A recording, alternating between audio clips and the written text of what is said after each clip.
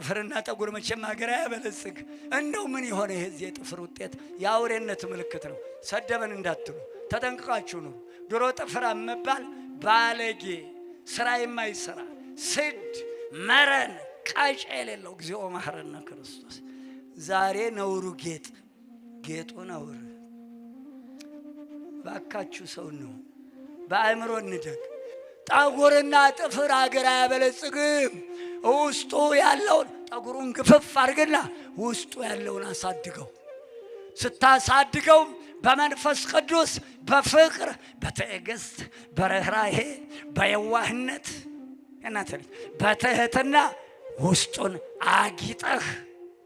ዛሬ ሱሪው ዛታች ይወርዳል፣ አስሬ ወደ ላይ አንዴ ወርዷል። ለምኑ ነው? ለምኑ ይጠቅማል? አስሬ ወደ ላይ አትታጠቅም። ቆዳው ሁሉ በየሜዳው እየተጣለ ነው። ማን ያልፋው? ሙያ የለ ወሬ ብቻ። አረ እጃችሁ ይቆፍር፣ እጃችሁ አርሰናል ይላል። ጓሮ ጎመን የለውም እኮ ጓሮ ጎመን የለው። አርሰናል ብሎ አፉን ሲከፍት ያመሻል። የጠገበ ነጭ ሲራገጥ ያመሻል። አትስልም፣ አትፍቅም፣ አትጽፍም፣ አትቆፍርም፣ አትቀርጽም። ኧረ ተው፣ አቅምህን ወቅ። የማይፈለገውን አትፈልግ፣ የማይገባውን አትጠይቅ።